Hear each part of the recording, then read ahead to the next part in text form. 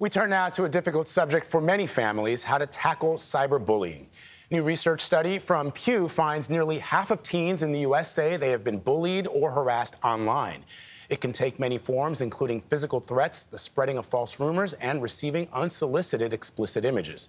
Jamie Howard is a senior clinical psychologist from the Child Mind Institute, and she's here with us in studio to discuss. Good morning. Good to see you. Good morning. So, Jamie, I know that when I think about the online bullying that teens go through today, I was bullied as a child, and the saving grace was I could leave school and I could go to the safety and comfort of my home. But this online bullying happens 24 hours a day for children who are targeted, and most parents don't know that their kids are being bullied because they're not very connected to their kids' social media networks. That's right. So what to do? So I always recommend that parents stay connected to their kids and to their social media. So when they start out around age 13, I say to parents, install parental monitoring software and tell your kids that you're doing that, because you want to make sure that they learn how to be kind, respectful, and really understand that the digital footprint is permanent. It could always be found, and it could affect them later in life. And so you want to monitor them to make sure that they are behaving appropriately, and then you can give them the freedom that they want after a trial period.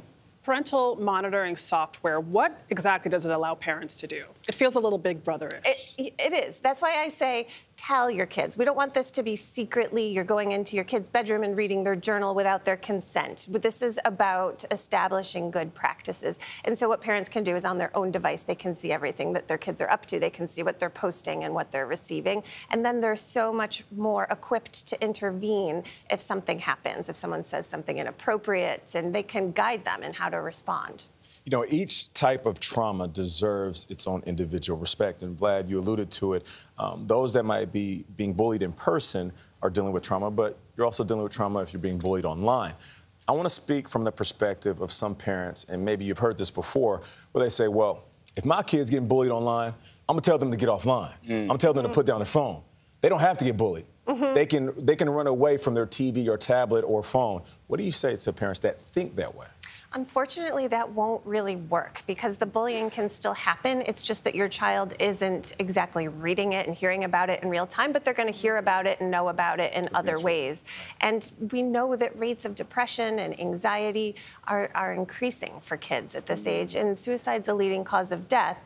And unfortunately, the cat's out of the box, and we can't tell kids you may not have social media or they'll suffer socially. Makes sense. And then hear it third hand, which is even worse sometimes. Right. So when should parents intervene? Because some parents may think, you know, this might be an important experience for my child to learn how to be resilient through this, but at the same time, you want to protect your kid.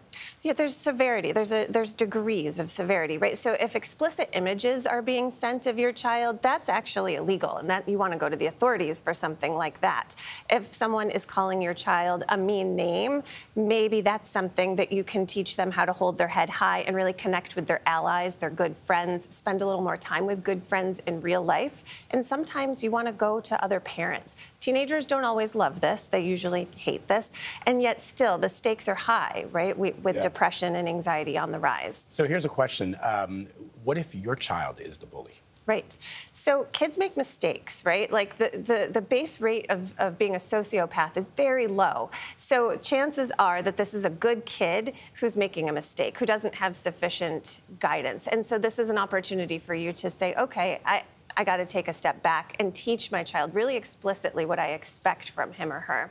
We know from a study at the Harvard Ed School that parents tend to communicate to kids that their happiness and achievement matters more to them as parents than their kindness. And we have to flip that and say it matters to me that you're kind and respectful online. Thank you so much, Jamie Howard, for being here.